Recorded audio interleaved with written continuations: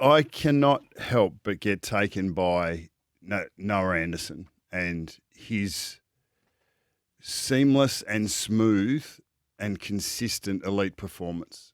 I They lost the game on the weekend. He had a lot of the ball, but it's not just getting a lot of the ball for me. Like he's a first time captain. He's not an overt leader by any stretch. I was talking with Jonathan Brown last week about the type of player he is. He probably in Brisbane's sort of era with their big four midfielders and five if you added, so I think Luke Power was probably the fifth or Ackermanis was the fifth, but Nigel Lappin's the one for me that he reminds me of. He just moves. He's got the courage to run. He's always turns up. He's a smart player. He's obviously really fit. He's clean. He's skillful. I think that there's something special happening with the way that he goes about it. He's been the top-rated player on the ground the last 3 weeks in a row. Win or lose, he turns up. Little things that he does. I think St Kilda rotated 2 or 3 players through him last week to try and buffer him, knowing that it's pretty hard to stay with a guy who just moves so consistently and intelligently around the field.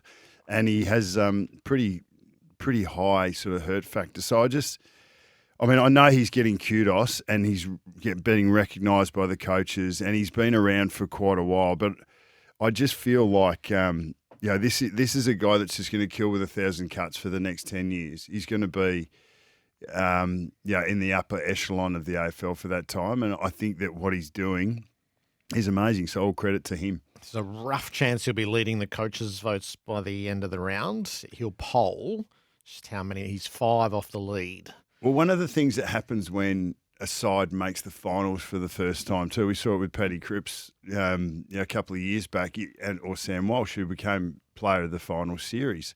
You sort of get to see these players that have been high performers in teams over a long period of time. You get to see, all right, now let's throw them in the cauldron. I just get the sense that this guy is a guy that will elevate to another level. He's unfazed, he's unfussed. When the stakes go up, the basis of his game will get even more important. And I for one, will be sitting there to watch that, to see how a player like Noah Anderson responds to that. The greater stakes, because I've got no doubt that he'll make the best fist of it and be impactful. So bring it down to a hot take for us. Top 10 player in the comp, top 5 player in the comp? No, I'd say he's a top 5 player in the comp. I think his consistency, in this day and age, it's, as I said a couple of weeks ago, structure over talent. Yeah, the teams that are playing really well are really well structured, and you need the talent to be able to do it consistently and to be able to make plays when they need to be made, but you need the structure to let that happen from a team perspective. But Anderson could put himself in any structure, in any place, and he's the type of player that would make the most of it. So, yeah, I'd say he's a top 5. I can see Brownlow night, Noah Anderson polling 6 votes in round 24 and coming from the clouds. You've spoken about that. That's my fantasy. And he absolutely could.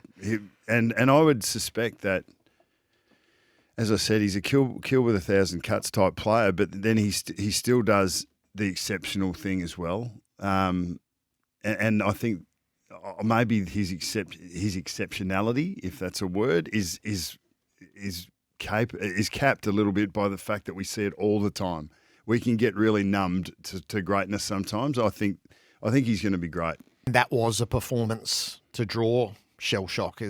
However the Swans have sort of stumbled their way to this point, and that was the worst of it. How are you seeing Sydney Bucks? What we see on the outside and what we see in their football is a demonstration of what's underneath the surface. I don't think there's any doubt about that. I don't think this is a football issue. I don't think it's a physical issue. I think this is an emotional issue that the Sydney Swans are going through. Has anyone asked Dean Cox during this season about the hangover of their grand final performances? I don't think they have, and he might not be he is the guy to answer it, but he might not be the one that can, or that probably is responsible for it in some ways, but he is dealing with it. There's no doubt he's dealing with it. Yes, Goulden is a gun player. Yes, Papley is the type of player, probably even more so than Goulden, I would suspect, that brings energy, competitiveness, combativeness, and is a guy that he's got a goldfish mentality. He doesn't think about what happened 5 minutes ago, let alone 5 months ago. He will just bring the best version of himself into the mix now, and that's exactly what Sydney need to attempt to do. It seems to me like the backdrop of the 2005 Premiership team and what they were able to achieve, that's nearly the worst thing that they could have faced right now, because it shines a light on their failings. It shines a light on their less than. And the challenges now isn't going to be necessarily how hard they work physically.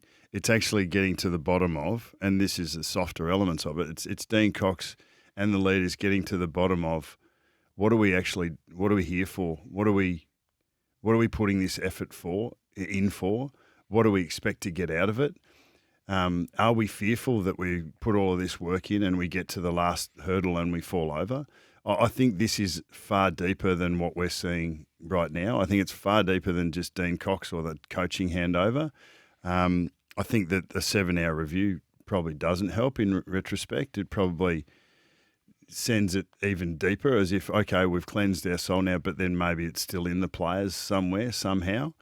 And it shows up in a lack of effort. It shows up in a lack of want, because in some ways the players are defeated before they've even begun.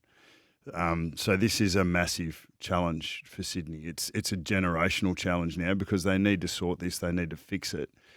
And it's not just going to be with blood, sweat and tears. It's going to be actually with some soul searching and some heartfelt conversations about what does it mean for us to give our best, and what if it doesn't work out? You know, what is there still to gain and have gratitude for between now and that point? And why are we doing what we're doing? Because I sense that the whole organisation is probably still hurting a little bit from the past. And you can't live in the past. You've got to move forward, but you've got to meet it. You've got to face it. You've got to cleanse it. And you've got to be able to truly have got to the bottom of it before you can move on. My question is, have they truly got to the bottom of it? Only they will know. So is this the team dying of a broken heart? I think it happens. It can happen, but and it takes time to do that, and it doesn't happen. Yeah, each individual will be a little bit different, but collectively, a team has a mentality. There's one heart. There's one heart amongst the list of Sydney players. There's one heart amongst the staff of the Sydney football department, and their supporter base as well. And how much of that is a hangover? I don't know. No one knows, but you can work as hard as you like, and you can get your hands dirty, but I think you need to have cleansed whatever it is that's sitting on your shoulder, because they weren't able to do it in the 2 years from 22 to 24, and that was a really solid this is the other thing, it's not just one, it's two. So there was a really solid focus around standing up when it matters, so we're going to do the work, our emotional control, our mental focus, so that when the next opportunity comes, we're not going to capitulate like we did against Geelong. And then we get down the track and we do exactly the same thing happens against Brisbane. So that's to be able to put everything on the line, to have done all that work and have that fear that maybe it's better not to get back there. And I think that would be a very real and logical outcome to what Sydney and the players have been through in the last 3 seasons. That's the question. The answer is a little more difficult and it's a little more problematic. But there's no use. If anyone lives in the past, well, then you're stuck and you're doomed for failure. So it's just a matter of how quickly it takes for them to move on. It might take more time. It might take the rest of this season and beyond. But it needs to be a fresh start. And it's more than just hard sessions.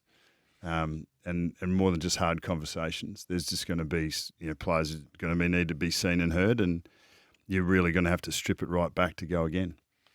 The big issue is the collapse of the Swans. Nathan Buckley's insights there. That feels like a topic we should revisit on Wednesday in the art of coaching and go deeper still. But see, we can look at numbers, and the Sydney numbers have been all over the place. They'll win contested ball and clearance, but then lose the game. They'll give up high inside 50s, but then still win the game. Like there's so much inconsistency in what they've put forward. That speaks to me about there's something deeper. Like if you're bad and you're losing the same way, well then you're just bad. You're just not good enough. But they'll have moments, and they've got talent, and so the fluctuations in their performance and what we saw on the weekend where they just let it go. And Miller was right. I mean, if they're running around sort of having a crack at each other on the field, that is a symptom. It's a symptom of something deeper. So there's a bit of work to be done for Sydney. I think they're well and truly done for this year. Yep. It's really difficult. It's hard to see them being able to pull the pieces together to be able to cobble anything together this year. And to be honest, it might be better that it all comes out now, that it all breaks now, so that they can begin to rebuild over the second half of this season and have some form of solid ground to be able to attack whatever's next for them. And that might be the best you can hope for if you're a Sydney supporter. But we're not going to see their best this year. Yeah, well, I think this is a little bit bigger too. I mean, was it not foreseeable that the expectation was going to be an issue at some point in time? I mean, they performed really well in the early stages of the year. They have performed really well to put themselves in the position they're at, 7-5, right? And yeah, it even looked better than that, 7-4 before the weekend. But it's come to a pointy situation at the moment where I think it's quite clear that they're not satisfied with the way that they had been playing, and that manifests itself in the performance on the weekend. When you come up against a side who is at the top of their game, and the Collingwood question that is asked of teams is the toughest question to face in footy right now. So it's the ultimate pressure test. It's the ultimate means test, and they fell short. The concerning one for me was probably their lack of ability to put pressure on Collingwood. So Collingwood were cleaner and harder inside and were able to get the ball outside. Collingwood only had the ball 9 times more in terms of a possession sense, and 354 to 343. So 11 touches more than Hawthorn, but they had 50 more tackles. So the 38 tackles is a question mark. So 12 in the first, 9 in the second, 7 in the third, 10 in the last. 38 tackles doesn't really mean much in isolation because you can win a game by 10 goals. You're controlling the ball, you're moving the ball well. You don't have to tackle because you're winning so much of it inside, and you've got it in your hands for 2/3 of the game. But when it's 50-50, when the possessions are nominally sort of equal, you wouldn't expect that you're going to be mid-40s tackles down. So that's a question. I don't think it's a lack of want. I don't think it's a lack of desire. There's a little bit in their system at the moment. They're not quite as clean. They're not turning up for each other as well as they were last year. Hawthorn at this time last year already, like with 4 or 5 games under their belt into that 15-game stretch where they were the clear highest performed team. Any Hawthorn player get the ball in his hands anywhere on the field, but more so in the back 2/3. It didn't matter what pressure the opposition put on them. There was no panic in a Hawthorn player with ball in hand last year. There was no fear that one, they weren't going to be able to stand up in the tackle. 2, that there wasn't help on the way that they could use and create an outnumber, a 2v1 or a 3v2, and then the ability to be able to move the ball to each other through any pressure that came effectively to get the ball into their front third. We're not seeing that at all. So I think it's a bit of a combination. I think the players are feeling pressure for the first time, and then we see a very different Hawthorn to what we saw 12 months ago. I think they're feeling that because their teammates aren't getting across to help each other as much. They're not running in waves as much. They're not getting their hands dirty. Will Day makes a big change, a big shift, but they're not getting their hands as dirty inside. They're not winning as much ball from the inside to the outside. And it really is marginal. I don't think it's a massive issue. I think it's marginal because they can get that back. But as long as they're thinking about what they were, not what they are, then that's the gap, I think, that we were talking about last week. So it's a challenge, but they've got so much statistically. There's so much they're doing right, but I've probably got to let go of their own expectations and just look after the next challenges that come. So are they the classic sharp rising team who then plateaus while they re-establish themselves for the next rise? Well, it's nearly you can nearly draw it up, couldn't you? Like if they'll do really, like, if they win a final, they'll have matched last year. That's going to be a really solid effort from here. We can they're not in our top four, they're not in our top 4 seeds from last week. No, they're in the 7 to 10 group, aren't they? Yeah. Well, no, I'd have them in the 5 to 8. Okay. I still think they're in the 5 to 8. I mean, and you sort of nearly got to turn a blind eye at last week to leave them in that 5 to 8.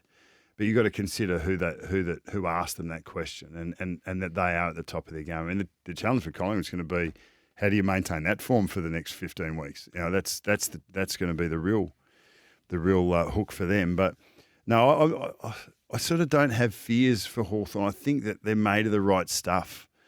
I don't think Sam Mitchell's going to blow it up. I think he's he's been seen as a tactical genius, but I actually think that he's really strong in man management as well. I mean, even to answer that question, very different Dean Cox's answer to Sam Mitchell's answer. They're in different situations, but Sam Mitchell's answer is, well, I ask the players, what do they think's going on? And that's a Chris Fagan type answer to a question like that. It's not a me versus you, or I'm going to criticise you, or I'm going to hold the mirror up to you because you didn't do A, B, and C. It was tell me what's going on. Like, we're in this together. So I've got no fears in that regard. I think this will be a very difficult season for Hawthorn. I always thought it would be, and it's proving to be. But I think they're made of the right stuff. So whatever happens this year, they're just going to be stronger going forward. But they're going to have to grind a little bit more, as they have already, and they'll learn a lot about themselves in the next 12 weeks. And I think that's all upside. So they've got 2 to go before the bye. Bulldogs and Adelaide. So these are high-end assignments. This is why I actually don't think they're in the 5 or 6 brigade, because I think these teams are better than them. So you have them losing those two games? I think they've got to get one of them for their own self-worth and for a bit of momentum. I don't think you can go through this stretch of 5 games against the team, Gold Coast, Brisbane, Collingwood, Bulldogs, Adelaide. You can't go 0-5 in that stretch. If they lost both of them but played games like the Gold Coast, had in losses like the Gold Coast Suns loss, would you feel better about them in a fortnight's time? Rather than a Collingwood loss? Because they're very different performances. They are. And Collingwood and Brisbane are our 2 best teams. They've been compellingly beaten by them, and that's okay. There's lots of teams going to lose that way. Yeah, I thought they were outplayed in the Gold Coast game. They hung around and they did a really good job to hang around. I'd just like to say that the Hockball idea is gone because teams aren't allowing them to play the way they want to play. Who put Hockball on them? They did. They invented the term Hockball. It was internal, was it? Okay. Yep. Well, they shared that with the outside world. Yeah. They aren't able to move the ball and play in the way that they were in that 12-game stretch this year because teams have scouted them. And they haven't yet evolved into whatever the next iteration of them is going to be. I think they're stuck in between what they were and what they will be. So I'm looking for the performance that shows what are they going to be. Well, you've always got to be looking at what's your next evolution, what's your next version of yourself, and the only way you shouldn't look at that is if you're evolving into that already, you're moving into that already, and there's 5 or 6 rounds to go. There's no use retooling, and you're in good nick. Like even Colin would be looking at sort of what's our evolution. We've got to get better, because if they're still the same, if they play the same as they have the last 2 or 3 weeks, they'll beat whoever. Like in September, they'll win those games. But you can't afford just to stagnate. And Hawthorn, this is the natural flow of things. They are. You do need to come back, and it has to be a grind for them to pop again, because nothing was ever going to be as free flowing and as brand new and exciting as it was for them in the back 2/3 of last year. So this was always going to be the challenge, and I'm pretty sure it would have been communicated. And they talk about just getting to work. You've got to do the work. Start at zero, do the work again. Sam Mitchell, I think his messages are good. The players just need to stay with it long enough. If they have the only way they drop off is if they lose hope, if they lose belief in what they are capable of. And I can't see that. I can't see that happening. The group is strong enough to be able to live through and learn through whatever's going to be thrown at them in the next couple of months. Gosh, that's about as emotionally wrought as it gets, watching that, Bucks. I don't know if you can actually say this in today's era, but he's a man's man, and I'll preface and I'll sort of go a little bit deeper with that. He has universal respect amongst the competition, but why? Because he goes about it the right way. He's a hard and tough competitor. He's fair. He's balanced in the way that I would assume that he's really balanced in the way that footy fits into his life. He loves it. He's passionate about it. He will give absolutely everything to his teammates. He's tough. He's genuine. It's heartfelt. There's no surprise that there would have been an emotional reaction to him giving that address at 3/4 time. And anyone could go and say those words, but it's got to mean something to the people that are receiving them, and it means something because of who it came from and the circumstances that he was a part of.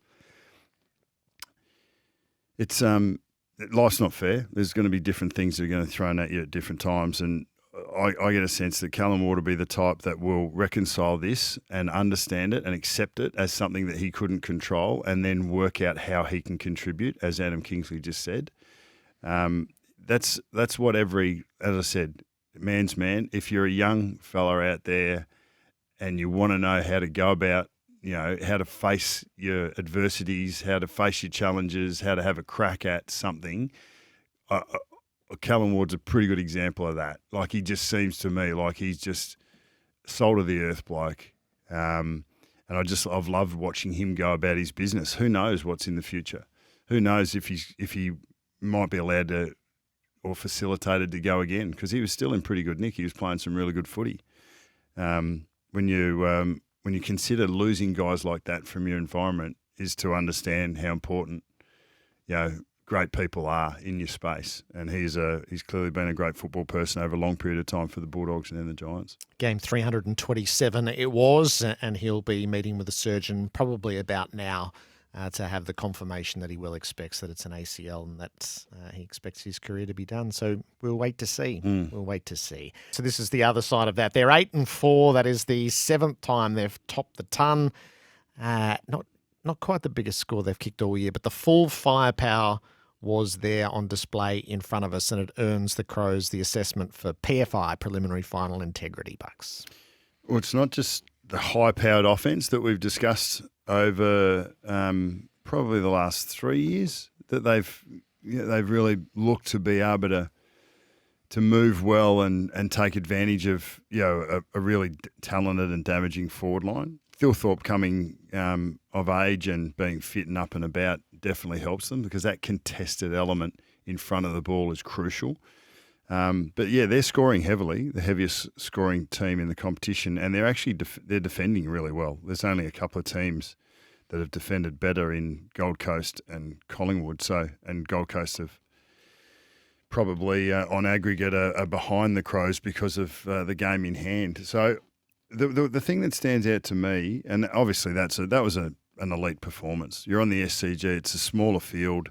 We would have said in the past that Adelaide loved the open spaces. An Adelaide Oval, an MCG. Give them room to move, and they'll get from the inside to the outside, and then they'll make you hurt. But their profile is more and more becoming an inside game. It's more and more becoming a contested game. So whether it's in the air, they'll win the ball in the air contested-wise, and their differential up there is as good as it's top four. Their differential in contested ball and clearance, like they can get their hands dirty. The depth of bringing a Peatling in, bringing Neil Bullen in, who, if we're talking about good bloke status, has I think, did Matty Nick say it's the best bloke he's met in footy?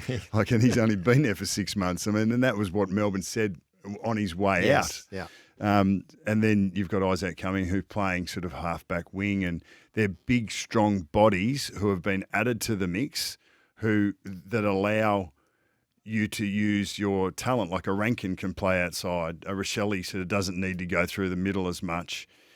Dawson starts being flicked around all over the place now, plays a little bit more centre forward, and is having a profound impact, as he always has. So they're and I like Mark Keane probably played his best game in his career on the weekend. Intercept marker, doing some really, like as the Irish boys do when they get going and they get comfortable in our game, they start doing some things that you just wouldn't.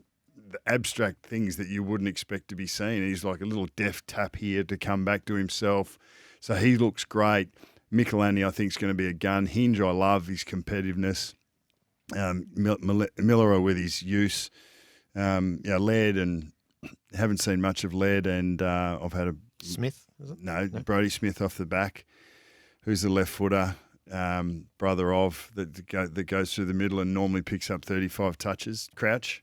So there's some big, strong bodies that aren't even getting games at the moment. So I like what the Crows bring. I think their best footy's really good, and they're adding that steel to it. Now it's just a matter of belief to see how far they can go. So do we suspect they have PFI? Yes, they should be looking to be a top 4 team.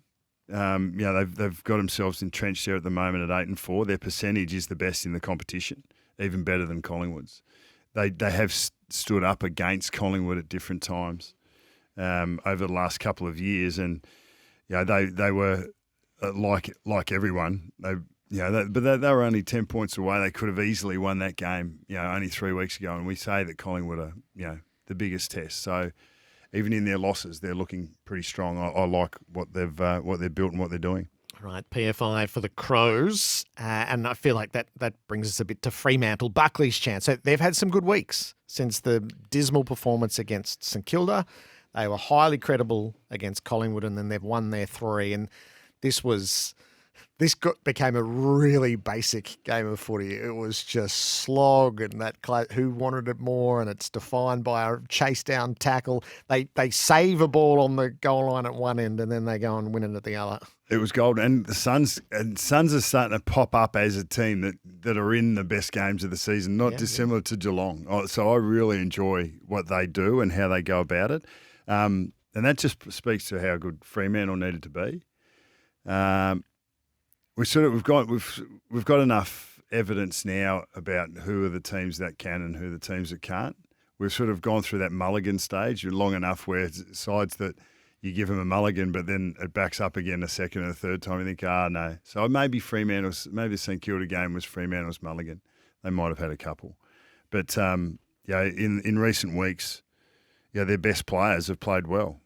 Shea Bolton's been huge. Luke Jackson and Sean Darcy needs to be seen as a player who gives Justin Longmuir the chance to move Luke Jackson where he wants to use him most. And now Sean Darcy needs to accept that that's the player he is. He is the second ruck who might take high ruck minutes in some games, and he might take low ruck minutes at some games. If you don't lose a player, you're probably going to be the bloke subbed out every time, whether it's halfway through the third or early in the last. But Luke Jackson's on fire. Brayshaw and Sarong are doing what they do. Jordan Clark's having an AA quality year. And that's without looking. A bloke like Sudkowski, who was excellent on the weekend, I still think that when he plays his best footy, Fremantle play their best footy. So there's, like a Neil Bullen, like a Kane Lambert, like he's the type of guy that's a bit of the glue. But, they're pretty promising, to be in this, to have played some really good footy and some poor footy, to be 2 ahead of 50-50 at 7-5 and a chance to attack the rest of the season. They would have seen themselves as a top 4 chance without having qualified for finals before this year, this group. But, they'll take the bye and they'll come back. North Melbourne straight off it, Essendon after that. They'll be ready to jump into the season and put their teeth into a top 4 spot. They've got these 3 games at home by virtue of North Melbourne selling their games, so they've got a bye and 3 matches at home, and that gives them the chances. Pick those off, defend the fort, get yourself to, what would that be, 11, 10 wins, and then see where you are from there. Yeah, well, how powerful a position would that be to go and attack the last 7 games of the season at 10 and 5, and that's, we're spitballing and we're blue sky thinking, but they'll take this bye, they'll recharge, re-energise, work on some of their games. You look at the last couple of weeks and say, all right, what were the elements that allowed us to bring our game to light? We played with energy. How did it feel? It was fun. We worked hard. We connected really well. That's a better feeling than what it was before. Okay, well, let's do more of that. Let's do more of the elements that made us feel that. So, a time to reflect and, sink that in as far into each of your players' hearts and minds as you possibly can, so they can tap into that when they need to straight off the bye. I have a play with yesterday's Melbourne St Kilda game. I didn't quite know how to frame the debate here. Is it worth selling games, or is bad kicking bad football? Can I share both? Yeah. Why can't you have both? I'll share Mark's email. He's an exasperated Melbourne fan who, between juggling screaming kids and bath time last night, did this piece of work which he sent me. Melbourne have played 84 games since the premiership year. They've kicked more points than goals in 32 of those.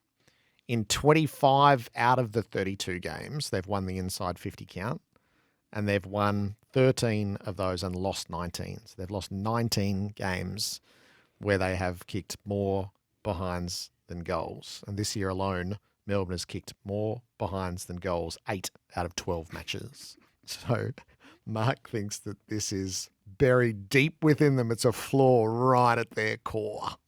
It can be. Well, Mark's got the means test all covered, hasn't he? He does. But I there was a couple of elements that worked really well. Windhager on Pickett. If you're going to so this is Ross. I mean, this is coaching. It's not just Ross. This is coaching. All right, what's going to beat you? Well, Pickett's going to beat you. If you can kick 5 goals and get 20 touches out as a midfield forward, well, you're probably not going to be able to beat the opposition that bloke's playing in. And Pickett's done that twice, and there's only been, I think, Hogan and Cameron were the only other 2 that did. Oh, sorry, Sam Darcy was one of them. But it's only been done 4 times, and Pickett's done it twice. So, yeah, let's look after him. So Windhager does that and does it extremely well. Let's own the ball. Like, they think that they're going to shift it and move it pretty well. Let's own the ball and try and keep it off them and force their forwards to do a little bit more work and force their mids to have to cover some midfield territory. So we own the ball, and that's exactly what they did, 140 uncontested marks. They didn't win the territory battle, though. It was nominally even contest and clearance, but they did win the territory. They only had 40 inside 50 Saints to 47, to 57. So, yes, you look at it and you go, okay, the plan only looks like it's worked because Melbourne has allowed it to work. They kick a couple more goals when they should have early in the match, and maybe the plan has to change because the scoreboard's not looking the way it needs to look. But because the scoreboard looks okay, well, let's double down on the plan. And you double down the plan, and all of a sudden it looks even better in the third quarter, even better in the last quarter than it did, because we've got the scoreboard looking the way that we need it to look. So, yes, I think it was well coached, and I think it was relatively well executed, but it wouldn't have been that way if Melbourne had a kick straight and taken advantage of their inside 50s, which they have for the most part the last 5 or 6 weeks, but they had a bad one. So selling games, if you win them, grouse. If you lose them, no good. Yeah, and it's a whole of club endeavour, isn't it? And when you sell games, you need to turn it into an advantage. Hawthorn in Launceston, Gold Coast in Darwin. They're now 4-7, and they've lost 3 in a row in Ellis. Give us the anatomy of this, though. So it's not it wasn't one contract, was it? So this has been something that's been repeated. And the reality is Melbourne needs it. Football has to be played in Alice Springs. So say it's a 2-year deal, and you lose. You've played 4 games and you lose 3 of them. So you're 1-3. It's a 2-year deal, but we're getting $1 million in every year, and then the admin go, we really need that $1 million, and then the footy department go, well, we'd rather not. Then you go, no, well, we need that $1 million, and that $1 million helps fund. I presume the case is made all of this within the footy department, which maybe we couldn't meet without that $1 million. Well, yes and no. If you didn't get that $1 million from the NT government or to go and play up there, you're probably going to get it from the AFL. I mean, that's the way it works, isn't it? Equalisation, you end up, it swings and roundabouts. It's just sort of where the money's shuffled to. But I think when it gets to that point, there's more than just footy in a football club, but the admin sometimes can overwhelm that. That's why I think Geelong have done extremely well to maximise their competitive advantages, to work with the admin and football, to have that home ground down there that they've fostered and built. I think they've done extremely well. The academies are definitely working for northern states and northern clubs at the moment. So it's all a matter of what's your competitive advantage and then maximise that. And you definitely don't want to be shooting yourself in the foot with games that in a place that the players don't enjoy going to, or toughen up and kick straight. Yes, and it would look different had they done that. I like this one. Most overrated stat in the modern game, inside 50s from Snags. It's absolutely proving to be the case. GWS is still in the 8 somehow, and they're giving up nearly 60 inside 50s a game, but their back six are just holding up. Having said that, they come up against a really good team. Are we speaking on the Giants at all? They're our curiosity. Go on. Yeah, well, I'll keep going. How can you propose to be a top 4 side and allow, even I agree with Snags, but to give up 58 inside 50s, the teams around them, West Coast, North Melbourne, Richmond, Sydney, Port Adelaide. But they're the second worst of those 6 at giving territory to the opposition. And this is with a midfield that we think is pretty strong. This is with a defence that holds up really well, but I don't care how good you are. If the ball is in your back third, more often than not, the opposition are going to find a way to score. Richmond had a chance because the Giants won't defend the ground and give up too much access to the opposition in scoring position. So I can see them sort of finding a way through their talent, their rebound footy. But if they give up 60 inside 50s against a good team in August and September, not only will they get beaten, but they'll get beaten by 10 goals. Their front 4 forwards don't roll back. They don't do any work. They look like they're not asked to do any work at all. They're overweight defensive responsibility on a Darcy Jones or a Brett Daniels when he's there. The high forwards, O'Halloran, who are asked to come up and back and do all this defensive work to support the mids. You've got midfielders that actually are thinking about getting the ball next and not defending. And there's so much pressure goes onto their back six. Like, there's so much not right with the Giants game at the moment. But maybe their best elements are buffering that. So I don't know. Do you go and maximise your best elements, or do you try and fix this? I think you've got to fix this. And if it means you need to ask your front 4 forwards to do a little bit more work, to empty out a little bit more and kick over the back to grass rather than kicking to a leading player coming at you, I definitely think they need to look at that in the next 4 to 6 weeks, have a look at what shifts it makes to their game, because if they're in the same form that they're in now, they might make the 8 because they've got a lot of talent, but they won't win a final. What do you want to do here, Bucks? Any movement? No, not a lot of movement. I'll put Geelong up to 3. I'm just thinking now, okay, if I was putting together a top 4 finalist, where would I go? So it's less based on the weekend. So Geelong only beat West Coast, but I've put them up to 3. I've got the Dogs at 4. I've got Geelong at 3. I've got Brisbane at 2, and I've got Collingwood at 1. Incidentally, Brisbane play. So if I had a 5th to 8th, I'd go Suns, Adelaide, Hawthorn and Freo. I wouldn't have the Giants in that 5th to 8th. So they'd be my 9th side. If that, I'm got the slows on them at the moment. Love it. I've got Brisbane and Adelaide. So that might be a playing game nominally. Definitely. I've got Geelong Suns. So they're on the cusp, and we've got Western Bulldogs Hawthorn. So we've got, in my seedings, the top 4 play, like 3 games where the top 4 are playing the next 4. So I think that's a cracking weekend of footy. Playing games everywhere. I'm not committing myself to that, though. Our seedings are the same. Collingwood Okay. now has to go one. Oh, well done. They were the We got rightful there. number 1 seed, but it took me 2 weeks to actually correct my list. Brisbane at 2, Geelong at 3, and the Bulldogs at 4. But I've got Adelaide in a play-in game, and if the Suns go down the highway and beat Geelong, as they could get their first look, so I think there'll be upheaval in the seedings next week, depending on results. It's a fascinating round. Round It 13 is. looks huge.